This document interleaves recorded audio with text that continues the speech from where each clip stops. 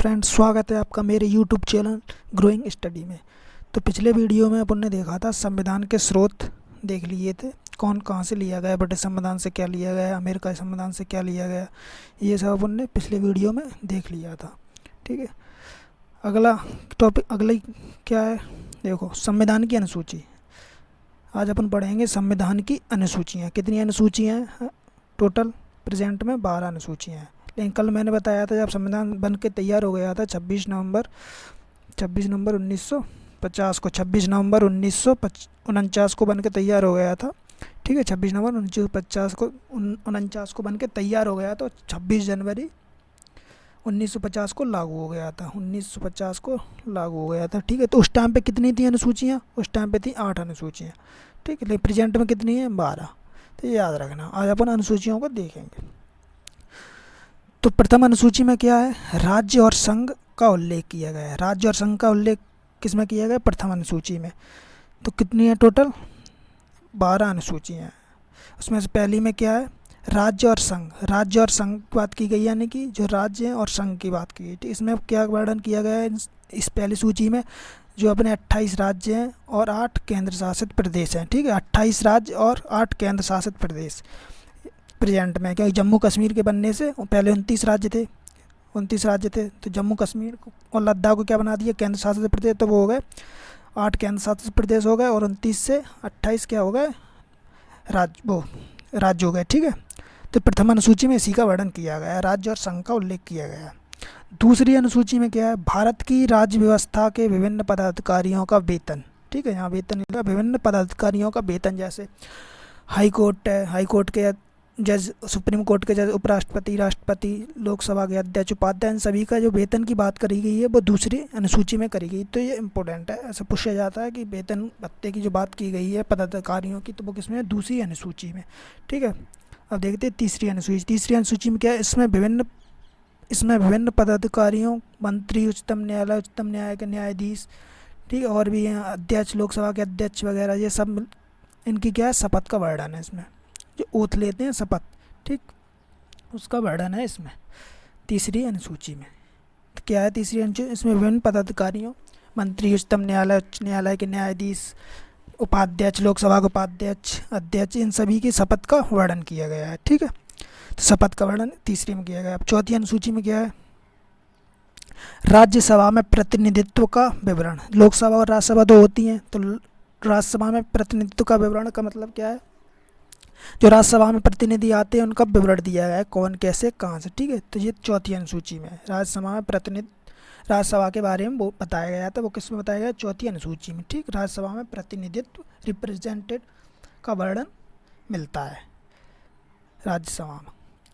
तो ये याद रखना, चौथी राज्यसभा से संबंधित है, वो चौथी अनुसूची है। पांचवी अनुसूची में क्या है? एससी एवं एसटी क्षेत्रों में प्रशासन। जो एससी एवं एसटी क्षेत्र रहते हैं, शेड्यूल कास्ट एवं शेड्यूल ट्राइब, अनुसूचित जाति और अनुसूचित जनजातीय क्षेत्र हैं, उनमें प्रशासन कैसे होगा, क्या होगा, इसके बारे में जानकारी कहाँ मिलती है? पाँचवीं अनुसूची में। ये इंपॉर्टेंट अनुसूची है।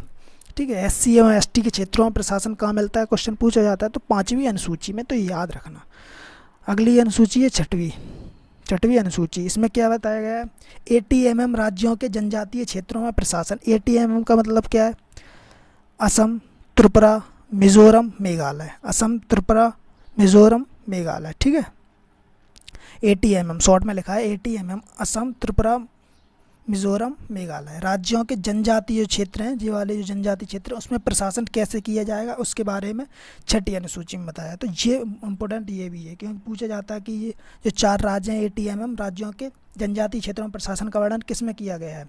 तो वो किया गया है छठवीं अनुसूची में। और जो SC एवं ST के क्षेत्रों का प्रशासन के बारे में बात करी गई, जहाँ SC एवं ST क्षेत्र हैं वहाँ के एरिया में जैसे प्रशासन किया जाएगा उसकी बात की है पाँचवीं में। तो इसमें कन्फ्यूज़न मत होना, ये दोनों इंपॉर्टेंट है। ठीक है, कन्फ्यूजन होते हैं, इसलिए इंपॉर्टेंट क्वेश्चन पूछा जाता है।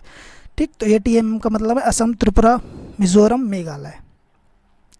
आगे देखते हैं अपन सातवीं अनुसूची। सातवीं अनुसूची में क्या है? राज्य एवं केंद्र के मत शक्तियों का विभाजन एवं तीनों सूचियाँ दी गई हैं। राज्य एवं केंद्र के मत शक्ति, राज्य और केंद्र, उसके बीच में शक्तियों का वर्णन है। जो केंद्र में दिल्ली के केंद्र सरकार अपन बोलते हैं, और राज्य यानी कि उत्तर प्रदेश, मध्य प्रदेश, ये सब राज्य सरकार। तो वो ये केंद्र एवं राज्य के मत शक्तियों का बंटवारा। ठीक है, उससे वो किसमें है, 7वीं अनुसूची में। और 3 सूचियाँ दी गई हैं, एक केंद्र सूची, राज्य सूची और तीसरी है समवर्ती सूची। ये तीनों सूचियों का वर्णन किसे, 7वीं अनुसूची में। ठीक, कौन सी, राज्य सूची, केंद्र सूची, राज्य सूची और समवर्ती सूची। इनको अपन डिटेल में पढ़ेंगे। ठीक, अभी अपन को बस इतना देखना है कौन सी सूची में क्या है, अपन सब डिटेल में पढ़ेंगे। तो 7वीं अनुसूची में क्या है, राज्य और केंद्र के बीच शक्तियों का बंटवारा, और जो तीनों सूचियाँ उनका वर्णन किया गया है, राज्य, केंद्र सूची, राज्य सूची और समवर्ती सूची। ठीक है, कल अपन ने देखा था कि ऑस्ट्रेलिया से ली गई है समवर्ती सूची, तो मैंने कल वीडियो में बता दिया है। अब क्या है 8वीं अनुसूची। 8वीं अनुसूची में क्या है, इसमें भारत की जो 22 भाषाओं का वर्णन है उसका उल्लेख किया गया है। ठीक है, वर्णन किया गया है 8वीं अनुसूची में। तो ये इम्पोर्टेंट है, पूछा जाता है कौन सी अनुसूची में भारत की भाषाओं का वर्णन किया गया है, तो 8वीं अनुसूची में। ठीक, अब प्रेजेंट में कितनी भाषाएं, 22 भाषाएं अपने संविधान में। जब संविधान बना था तो प्रारंभ में कितनी भाषाएं थी, 14 भाषाएं थी। ठीक, लेकिन प्रेजेंट में कितनी है, 22 भाषाएं। तो भाषाओं का वर्णन किस अनुसूची में मिलता है, पूछा जाता है, तो 8वीं अनुसूची में, याद रखना। आगे देखते हैं 9वीं अनुसूची।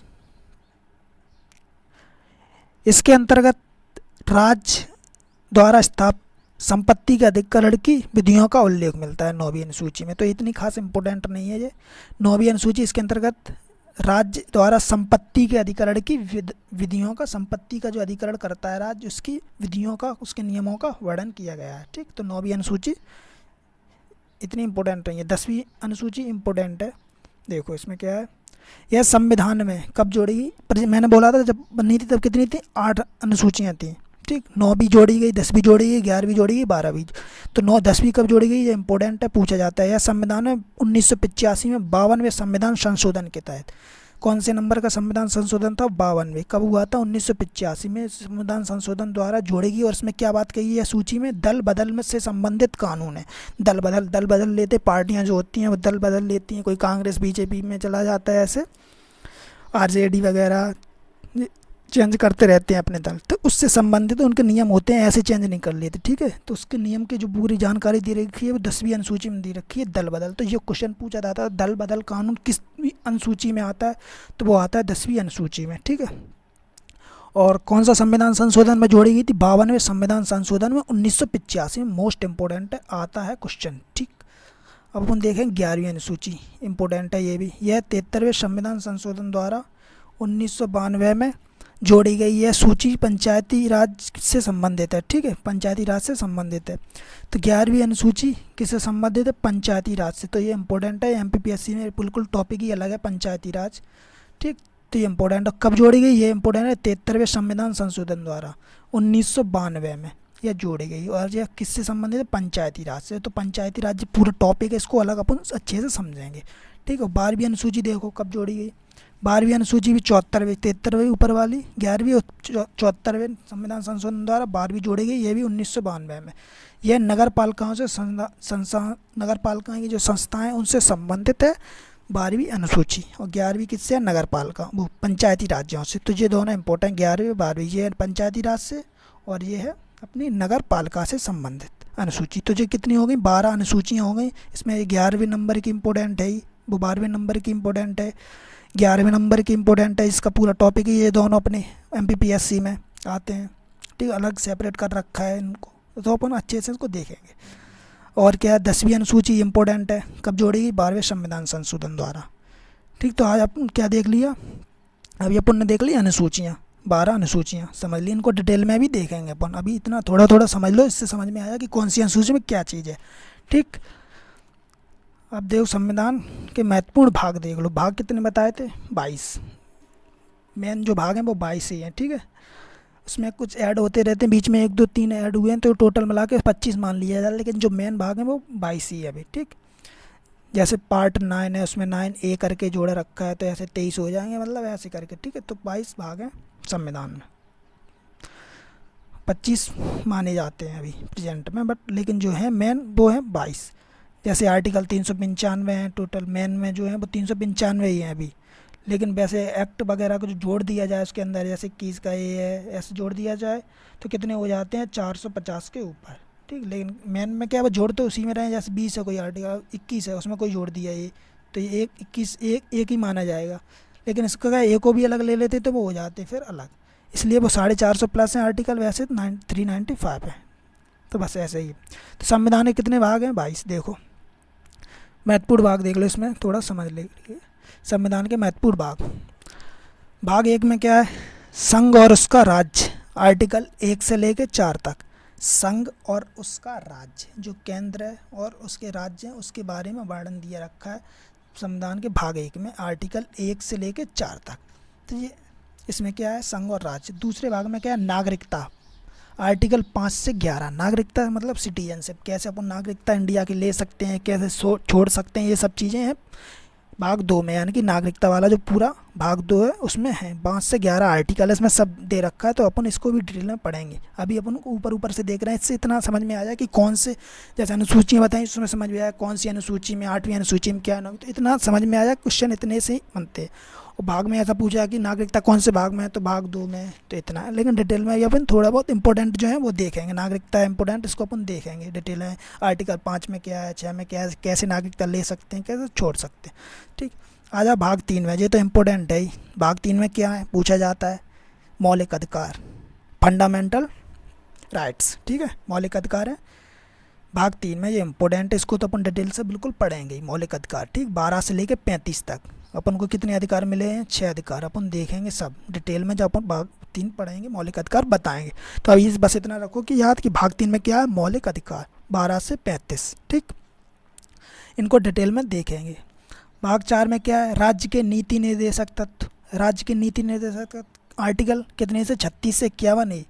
ये कितने तक थे मौलिक अधिकार, वो 12 से 35। अब उसके बाद 36 से 51 ए, 51 का ए। ठीक, 51 तक हैं और 51 का 1 तक है। तो इसमें क्या है, राज्य के नीति निर्देशक तत्व, तो कल भी बताया था DPSP, director principle state policy, DPSP बोलते हैं अपन इस शॉर्ट में। तो ये भी अपन देखेंगे डिटेल में, ये भी इंपॉर्टेंट है भाग 4। भाग 5 में क्या है, देखो संघ। संघ यानी कि जो केंद्र है, 52 से लेके 51 तक। इसमें आ जाएंगे राष्ट्रपति वगैरह, मंत्रिपरिषद वगैरह, ये सब चीज़ें कहाँ में आ जाएंगी, संघ में। तो इसको भी अपन डिटेल से देखेंगे, कैसे राष्ट्रपति का चुनाव होता है, क्या होता है, मंत्रिपरिषद कैसे बनती है, लोकसभा क्या है, ये सब चीज़ें अपन को मिल जाएंगी आर्टिकल 52 से लेके 51 तक भाग 5 में। भाग 5 में तो पूछा जाता है कि संघ किस में, तो संघ है भाग 5 में। ठीक, और भाग 6 में क्या है, राज्य, यानी कि राज्य जो अपने मध्य प्रदेश, उत्तर प्रदेश, इन सब ये क्या है राज्य। तो इनमें भी हैं उपराज्यपाल, जैसे राज्यपाल है, मुख्यमंत्री है, ये सब के बारे में अपन को दे रखा है। विधानसभा, ठीक है, विधान परिषद, इन सब के बारे में दे रखा है राज्य में, यानी कि भाग 6 में। तो ये भी अपन डिटेल से देखेंगे। ठीक, राज्यपाल वगैरह। तो ये दोनों भाग इंपॉर्टेंट है, भाग 6 भाग 5। ठीक, अब 7 और 8 इतने इंपॉर्टेंट है नहीं, इसलिए लिखे नहीं है। इसमें महत्वपूर्ण ही भाग लिखे हैं अपन ने, पार्ट्स। ठीक है, भाग 9 देख लो, पंचायतें। भाग 9 में क्या है, पंचायतें 243 और 243 ए तक हैं। ठीक है, तो इसमें क्या है, पंचायतें। तो हमने बताया था 11 अनुसूची 12 अनुसूची पंचायतें। इसमें से पंचायतें क्या है, भाग में कौन से में, 9 भाग में। और 9A का जो भाग है उसमें नगर पालिका है, 243 से ZG तक। ठीक है, तो इनको भी अपन समझेंगे डिटेल में। पंचायतें, नगर, ठीक, पंचायती राज इसमें भाग 9 में, और 9A में नगर पालिका है, याद रखना। क्यों पूछा जाता है कि पंचायती राज और नगर पालिका कौन से भाग में है, तो भाग 9 में पंचायत है, और 9 के ए में क्या है, नगर पालिका है। और भाग 10 में देख लो क्या है, अनुसूचित और जनजातीय क्षेत्र। अनुसूचित जो SC और ST के जो क्षेत्र हैं, जो अपन ने उसमें देखा था, कौन से पार्ट, वो अनुसूची कौन सी थी, 5वीं अनुसूची में देखा था। उसमें SC और ST के जो क्षेत्र थे वो, उसका भाग अपन 10 में अपन वर्णन दे रखा है, पूरी डिटेल्स में दे रखा है, कौन से में क्या आता है, कैसे, ये सब भाग 10 में है। ठीक है, और 10 के बाद 11 12 ये इतने इंपॉर्टेंट नहीं है, अपन इंपॉर्टेंट देख रहे हैं। तो अब आ जाओ भाग 14 में। भाग 14 में क्या है, संघ एवं राज्य के अधीन सेवाएं। संघ एवं राज्य यानी केंद्र और राज्य के अधीन जितनी भी सेवाएं, उसके बारे में वर्णन दे रखा है। जैसे अपन UPSC की बात करते हैं, ठीक, स्टेट PSC की बात करते हैं, अखिल भारतीय सेवाओं की बात करते हैं, ये सब करते हैं। तो उसका वर्णन किसमें, 308 से लेकर 323 तक थे, जो इम्पोर्टेंट है। भाग 14 में क्या है, संघ एवं राज्य के अधीन सेवाएं। इनको भी अपन डिटेल में पढ़ेंगे, UPSC वगैरह के बारे में, इसका चेयरमैन कैसे बनता है, कैसे हटाया जाता है, ये सब चीज़ें स्टेट PSC के बारे में दे रखा है। ठीक, भाग 14 में। भाग 15 इम्पोर्टेंट है बिल्कुल। और जो अपने आयोग MPPSC में आयोग दे रखे हैं, उनमें भी आयोग के बारे में बताया गया है। क्या बताया गया, निर्वाचन आयोग बिल्कुल दे रखा है अलग से, इसका पूरा ही टॉपिक है, उसको उसमें अलग से दे रखा है MPPSC के जो सिलेबस में। तो निर्वाचन आयोग भी अपन देखेंगे डिटेल में। लेकिन भाग कौन से में, 15 भाग में आर्टिकल कहाँ से कहाँ तक है, 324 से लेकर 329 तक। ठीक, तो ये इंपॉर्टेंट है बहुत, क्वेश्चन यहाँ से बने क्योंकि ये आयोग अलग से दे रखा है एमपीपीएससी के सिलेबस में, निर्वाचन आयोग। तो इतना याद रखो किस भाग में, अभी 15 में आर्टिकल 324 से 329, इतना याद रखो कौन सी चीज़ कहाँ तक आर्टिकल में। जो डिटेल है उसकी वो अपन बाद में देखेंगे। भाग 16 में क्या है, कुछ वर्गों के संबंध में विशेष प्रबंध हैं। कुछ वर्ग जैसे ओबीसी है, ओबीसी वर्ग है, इन सब के बारे में, एससी है, एसटी है, ये वर्ग जो है विशेष वर्ग, उनके प्रबंध दे रखे हैं किसमें, 330 से लेकर 342 तक। तो ये भी एमपीपीएससी सिलेबस में ओबीसी, पिछड़ा वर्ग आयोग, अनुसूचित जाति आयोग, जनजाति आयोग, ये भी दे रखा है। तो ये भी अपन डिटेल में पढ़ेंगे, ये पूरे दोनों भाग। ठीक, इसमें निर्वाचन आयोग भी दे रखा है एमपीपीएससी में, और एससी एसटी और ओबीसी का जो आयोग दे रखा है वो भी पढ़ेंगे तो डिटेल में। लेकिन याद रखना भाग कौन से, 16 में, आर्टिकल 330 से 342 तक। अब आ जाओ 17, पार्ट 17 यानी भाग 17 में क्या है, राजभाषाएँ। जो अपनी भाषाएँ हैं उसकी राजभाषाएँ, यानी कि जो अपनी 22 भाषाएँ वगैरह हैं और जितनी भी भाषाओं का वर्णन है वो कहाँ है, आर्टिकल 343 से 351 तक। तो याद रखना कि भाषाओं का, राजभाषाओं का वर्णन किस भाग में, भाग 17 में। ठीक, राजभाषाएँ देखेंगे अपन। भाग 18 में क्या है, आपात उपबंध। 352 से लेकर 360 तक क्या है, इमरजेंसी है, आपात उपबंध जिसे बोलते हैं। 352, ठीक, 352, 354 और 360, तो इसमें तीनों इमरजेंसी दे रखी हैं। तो इन इमरजेंसियों को अपन डिटेल में पढ़ेंगे, इंपॉर्टेंट। भाग 18 में याद रखो क्या है, इमरजेंसी, आपात उपबंध। ठीक, तो इनको भी अपन डिटेल में पढ़ेंगे। और भाग 20 में क्या है, संविधान संशोधन। जो अपन संविधान संशोधन करते हैं आर्टिकल 368 के तहत करते हैं कि संविधान में क्या जोड़ना है, क्या घटाना हटाना है उसमें से। तो इन सब का संविधान संशोधन अपन किया जाता है, वो आर्टिकल 368 के तहत किया जाता है। भाग 20 में है, तो भाग 20 में पूछा जाता है कि क्या है, तो भाग 20 में संविधान संशोधन। ठीक, और मैंने कल बताया था कि संविधान संशोधन किस देश से लिया गया, तो वो लिया गया है दक्षिण अफ्रीका से। ठीक है, तो भाग 20 हो गए, 21 22 भी हैं, तो वो इतने इंपॉर्टेंट है। इतने क्या अपन ने इंपॉर्टेंट ही भाग देखे हैं। ठीक है, संविधान के कुछ महत्वपूर्ण भाग, अब इनको डिटेल में भी देखेंगे अपन। नागरिकता को डिटेल में समझेंगे, मौलिक अधिकार राज्य की नीति ने दे सकता है, तो ये सब अपन को डिटेल में देखना पड़ेगा। ये इंपॉर्टेंट चीज़ें हैं, आते हैं क्वेश्चन यहाँ से। भाग 5 में राज्य संघ है, 6 में राज्य, पंचायत है, ये तो इंपॉर्टेंट है ही, अलग से दे रखा है टॉपिक एमपीपीएससी में। ठीक, तो ये हो गए अपने, अनुसूचियाँ हो गई और भाग हो गए। ठीक है, अपन आर्टिकल को देखेंगे अगले वीडियो में, समझेंगे आर्टिकल। ठीक, जैसे अपन क्या है, एक टॉपिक वाइज उठा के चलेंगे। जैसे सिटीजनशिप है, तो सिटीजनशिप देख लेंगे, उसमें इंपॉर्टेंट आर्टिकल जो होंगे, कैसे नागरिकता ली जाती है, कैसे छोड़ी जाती है। ठीक, तो ये भाग 2 में आ जाएंगे। मौलिक अधिकार तो पूरे अपन 6 देखेंगे, डिटेल से अच्छे से समझेंगे। ठीक, राज्य की नीति निर्देशक तत्व वगैरह ये सब देखेंगे। ठीक, तो अपन मिलते हैं अगले वीडियो में। बहुत बहुत धन्यवाद।